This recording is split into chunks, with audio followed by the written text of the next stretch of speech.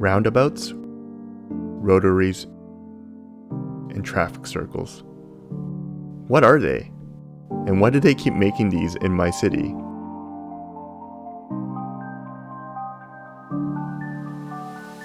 Hey, what's up everybody? This is Chris here, and for this episode of Ride Prepare, we're gonna be talking about the trending construction for an intersection, which is roundabouts. And specifically, it's actually modern roundabouts. I'm gonna be going through the reasons why this is a trending choice for most governments in North America currently, and as well as a rider, what to look out for in terms of safety and for yourself to be more prepared so that you don't end up in a collision or on the ground. So without further ado, let's get going. Roundabouts have been around for a long time. Sure, they were called different things such as traffic circles, rotaries, but overall, the concept was the same: to keep a steady flow of traffic in all directions without rude stoppages. I mean, how awesome is that? Each direction has the same right of way, and you only have to worry about one direction. In North America, the first traffic circle was built in 1904 in New York City called the Columbus Circle, and in Europe, the concept was found in the late 1700s. And the purposeful design of these roundabouts have not changed that much, but the boom of technology in mode of transportation and the volume of people made these old roundabouts that were designed for feet and horses quickly obsolete. Enter the modern roundabout. Designed in the 1960s by the UK traffic engineers, the modern roundabouts changed the rules of the road by giving the right-of-way to those already in the circle rather than controlling the priority through a series of lights, stop signs, and first-come, first-served basis. This changed the game of traffic efficiency, and more European countries started to adopt this way of going through an intersection throughout the decades during the big boom of automotive sales in private homes. In North America, however, people still had a bad taste in their mouths from the failed trials and experiments in the 1900s and from the negative portrayal of roundabouts in pop culture.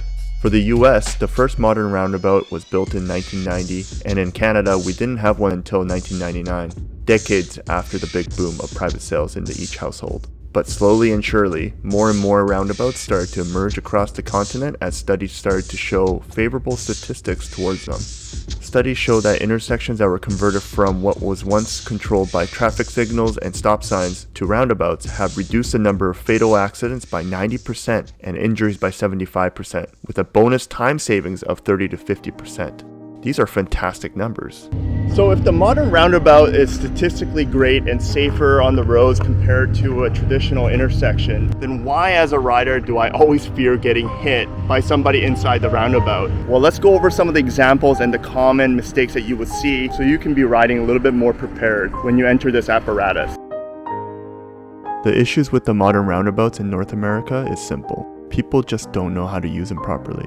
Within the few minutes of filming these roundabouts in my local area, I witnessed so many close calls that could have quickly escalated into a serious accident for motorcyclists. Although there are clearly marked directions before entering the roundabout and within the lanes while you're in the roundabout, people still cannot comprehend how to enter or exit safely. The rules are simple. The driver inside the roundabout has the right of way, and the drivers waiting to enter the roundabout must yield to all lanes. Furthermore, the drivers inside the roundabout on certain lanes must exit when you are supposed to, or else you'll end up confusing the other drivers and potentially cause a chaos.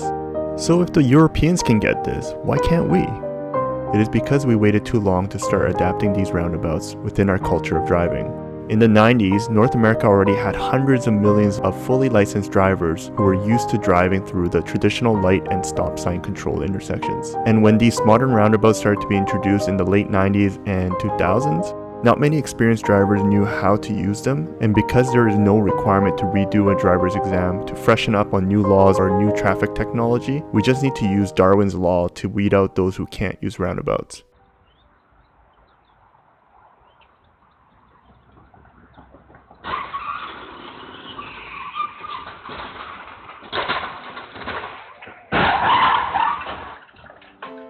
All right, so statistically, mathematically, and scientifically, it's been proven that these modern roundabouts behind me are safer, more efficient, and more environmentally friendly than a traditional light-controlled intersection. But with all that said and done, there's still a lot of risk as a rider when you enter this because it doesn't take that much to seriously injure a motorcyclist. And given the fact that the local government in North America are favoring these type of constructions on the road, so therefore these modern roundabouts are not going to go away, and in fact you're probably going to see more of them. So it is best for us as riders to get used to the fact that we're going to have more of these modern roundabouts in our neighborhood, and for you to understand the threats that are involved with it. So hopefully you guys enjoyed this episode of Ride Prepared. Let me know in the comments below, and as always, ride safe, ride prepared, ride on. Peace.